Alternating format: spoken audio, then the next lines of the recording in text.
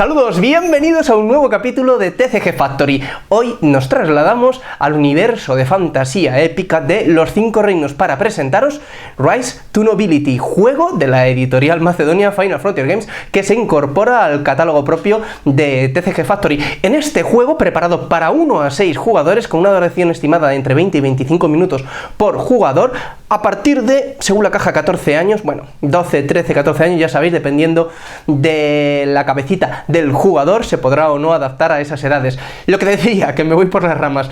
En este juego, cada uno de los jugadores se convierte en un noble dentro del universo de fantasía creado por los chicos de Final Frontier Games, iniciado por el juego de Caber Tavern, pero son nobles, digamos que a ras de suelo. Tienen unas propiedades, tienen una serie de tierras, son terratenientes, pero a partir de ahí tienen que ir medrando a través de este medidor de nobleza para convertirse en los mejores nobles. ¿Cómo lo van a conseguir? Bueno, pues trayendo colonos a sus tierras, incorporándolos a sus paneles personales, dando a esos colonos sus casas, metiendo dentro de esas casas pues todas aquellas mercancías que más les gustan a esos colonos, pues desde muebles, armas, libros, joyas, etcétera, y a partir de ahí enviándolos como aprendices a los distintos gremios que conforman el tablero central de juego, convirtiéndolos, después de haberlos mandado como aprendices, convirtiéndolos en maestros de gremio, comprando distintos edificios y colocándolos en sus zonas.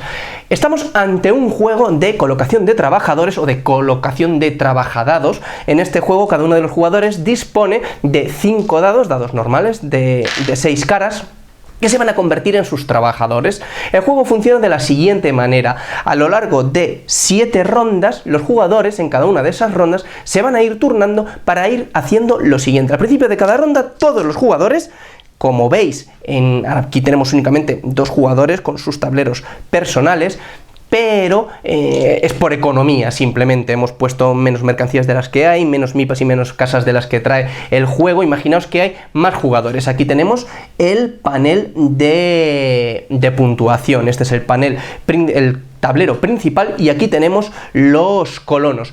Lo que os decía, al principio de cada ronda y al principio de la partida, todos los jugadores lanzan sus 5 dados. Estos van a ser los dados con los que van a jugar a lo largo de esa ronda en curso. Vamos a ir moviendo al final de cada ronda este barquito hasta que lleguemos a la 7ª. Luego os explicaré por qué hay hasta 10. Quedaos hasta el final del vídeo, que os explicaré peculiaridades que ha tenido el desarrollo de este juego. Cada jugador, como os decía, empieza con un tablero personal, con un personaje. Este personaje define también en qué es mejor ese jugador. En este caso, por ejemplo, le gustan los muebles, es mucho mejor con las mercancías de color marrón. Y todas estas cartas tienen además una habilidad que va a saltar cuando se alcance con la ficha de nobleza el escudito este de aquí de color morado. También empiezan con un colono que se le ha regalado y con una serie de mercancías, además de 2 meeples y una casa. Con esto estaría listo para empezar a jugar.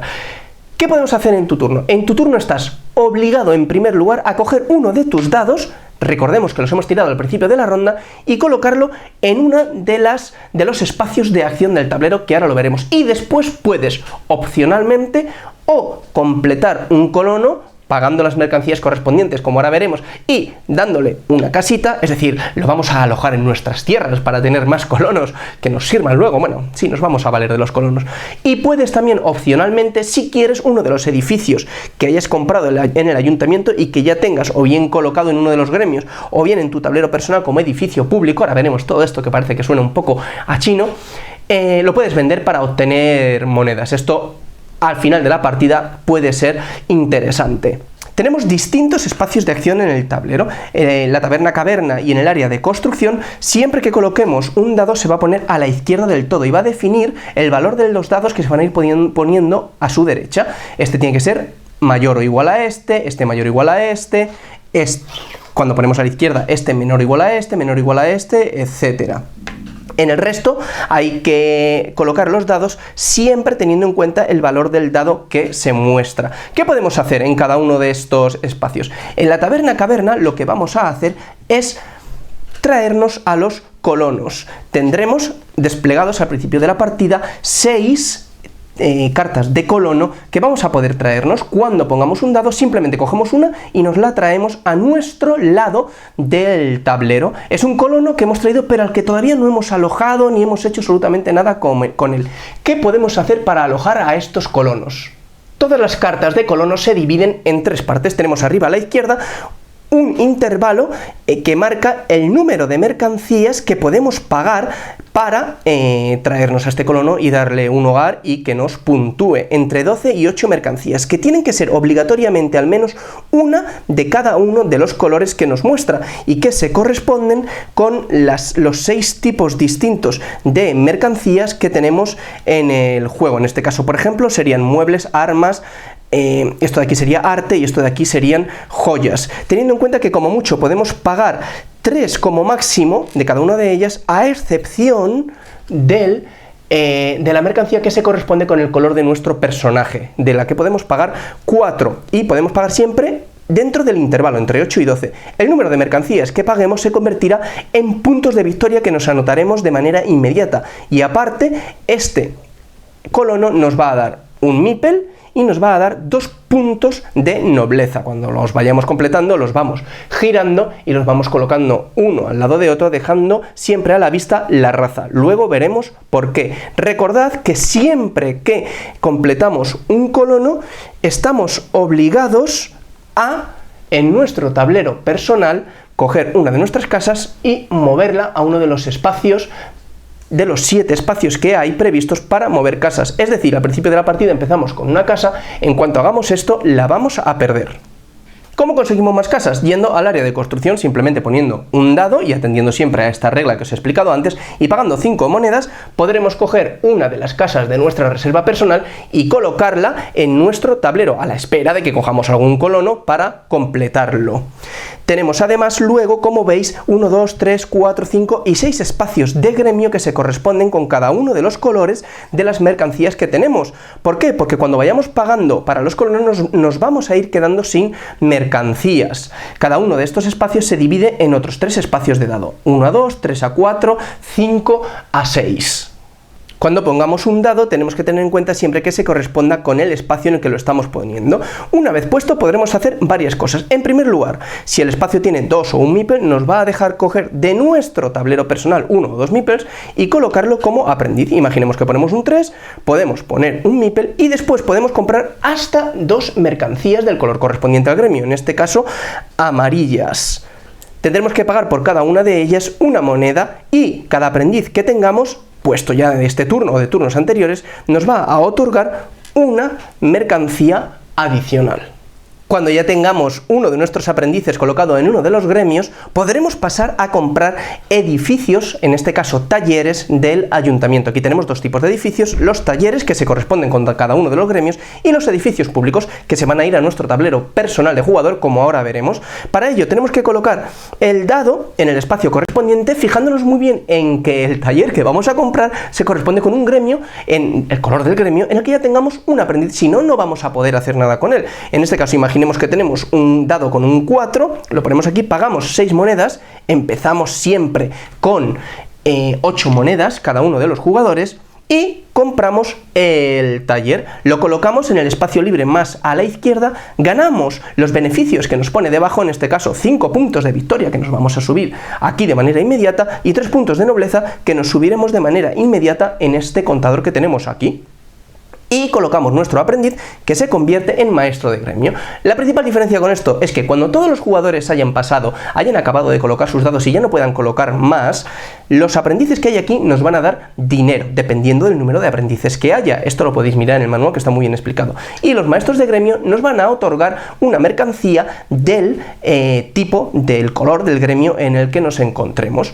Y por último tenemos las zonas para los edificios públicos, que como recordaréis se compraban también en el ayuntamiento. Cuando compramos un edificio público podemos colocarlo en uno de los 3 espacios, vamos a ganar de manera inmediata los puntos de victoria y la nobleza que nos pone, y obtenemos otros 2 beneficios adicionales cada vez que completemos un colono. Recordad que paguemos las mercancías para completarlo, vamos a ganar un punto de victoria adicional, y en cada fase de ingresos ganaremos también de manera adicional el beneficio que indica arriba. Vale, pero ¿cuántos dados podemos colocar en el tablero? Para eso tenemos la reputación. Empezamos con 11 de reputación. Es decir, a lo largo de esa ronda podemos colocar dados en el tablero por un valor máximo de 11. Es decir, si hemos colocado el 4, luego ponemos, por ejemplo, un 6... Después solamente vamos a poder poner un 1 y nos van a sobrar estos dos dados que tenemos aquí. No os perdáis el vídeo en el que hablamos de la expansión de Rise to Nobility, Beyond, porque estos dados que dejamos aquí tienen un uso muy interesante con la expansión. Acordad siempre de la reputación. Como veis, el marcador de reputación puede subir hasta 24. En el castillo blanco tenemos 3 espacios que nos van a permitir sumar más 1, más 2 o más 3 a nuestra reputación dependiendo del valor que le demos. Y diréis, bueno, pero qué rollo, y si me tocan números de dado que no puedo utilizar porque está ya todo ocupado, no hay manera. Para eso tenemos las fichas de cambio. Las fichas de cambio, una ficha de cambio nos va a permitir modificar el valor del dado hacia arriba o hacia abajo, de 4 a 5, de 4 a 3, de 2 a 3, de 2 a 1, etc. De 6 a 1, de 1 a 6, no vale. Se consiguen en la oficina de Berg el escriba. Lo mismo, con 1 o 2 nos va a dar una ficha de cambio, con 2 o 4 una ficha de cambio podemos comprar otra, etc. A lo largo de la partida nos iremos quedando sin monedas, y vamos a necesitar monedas. La principal manera de conseguir dinero en este juego es en la fase de ingresos, cuando todo el mundo ha pasado, pero tenemos el puerto en el que podemos colocar un dado correspondiente al valor del dado que hay dibujado, y podemos vender ese número de mercancías al barco que tenemos aquí. Cada uno de los barcos es distinto y otorga un valor a cada una de las mercancías. Es decir, si vendemos una verde, vamos a tener 3 monedas y se queda ahí, bloqueándolo para el resto de jugadores. Al final de la ronda, este barco se irá y sacaremos otro de aquí que será diferente. Lo único que nos queda por explicar del tablero en este momento es el Consejo de Piedra. El Consejo de Piedra es el lugar en el que se reúnen los nobles más nobles de los 5 reinos, de las 6 razas distintas, un representante para cada una de las 6 razas. Tenemos 3 filas, cada una de las filas se corresponde con un valor del dado, 1, 2, 3, 4, 5, 6, y nos va a restar reputación, 2 de reputación. Para poder completar una de estas losetas, que lo único que nos proporcionan son puntos de victoria, tenemos que tener en cuenta 2 cosas. Primero, tenemos que haber llegado en el marcador de nobleza o bien al espacio morado o bien al espacio blanco, que está por encima del 6, en el marcador de nobleza. Y tenemos que tener al menos un colono que hayamos completado de la raza correspondiente a la columna que queremos completar. Después efectuamos el pago, por ejemplo, 2 mercancías verdes y una amarilla y 2 monedas, quitamos esto, colocamos el dado en su zona correspondiente, nos quitamos 2 de reputación y ganamos el número de puntos de victoria de manera inmediata que nos proporciona la loseta. Bien, hemos ido jugando la ronda, hemos ido colocando nuestros dados en los distintos espacios del tablero. Ojo y cuidado, dependiendo del número de jugadores, hay un número máximo de número de dados que se pueden colocar en cada espacio, y también hay un bloqueo para los gremios. Por ejemplo, a 3 jugadores solamente vamos a tener disponibles 2 espacios de dado. Cuando ya se coloque el segundo, el tercero va a quedar bloqueado. Y muy importante, cuando tenemos un gremio, un taller colocado en uno de los gremios y activamos ese gremio, es decir, colocamos un dado, suceden 2 cosas. Se van a activar todos los gremios que hay en esa misma casilla y hacia la izquierda, en este caso se activaría este, si tuviéramos aquí otro también se activaría este, y tendremos acceso a los beneficios que nos da, a uno de los beneficios que nos da esa loseta de gremio. Y de manera adicional, el propietario de cada uno de esos gremios va a recibir, siempre que sea otro jugador, no el que lo ha activado, el beneficio que está dibujado encima de ese gremio en el tablero de jugador. Como os decía, vamos jugando los distintos turnos y los jugadores empiezan a pasar. Ya no pueden colocar más dados porque han llegado al máximo de su reputación. Paso. Cuando todos han pasado, llega la fase de ingresos. En la fase de ingresos vamos a conseguir monedas por los aprendices que tengamos en cada uno de los gremios, dependiendo del número de aprendices que haya en cada uno de esos gremios. Y de manera adicional vamos a ganar mercancías por los maestros que tengamos encima de cada uno de los talleres. Con la expansión vamos a ganar además más cosas, que luego lo vemos. Por favor, no os perdáis el vídeo de la expansión Beyond, que le aporta un par de capas de profundidad a Rise to Nobility muy interesantes. Y la partida va continuando así hasta que terminamos la séptima ronda. Al acabar la séptima ronda se hace recuento en la fase de ingresos y se puntúan los puntos de victoria, y el que más puntos de victoria haya conseguido se convierte en el ganador de la partida. Se va a ganar también puntos de victoria, un punto de victoria por cada 2 mercancías que tengamos, los puntos de victoria que hayamos conseguido del marcador de nobleza, y luego se desempata con casas, con monedas, etcétera. Viene todo muy explicado en el manual. Ya sabéis que esto no es un tutorial en profundidad, sino una visión general para que os sea más sencillo adentraros en el universo de Rise to Nobility. Y ya antes de terminar, dejadme que os cuente algunas peculiaridades del juego.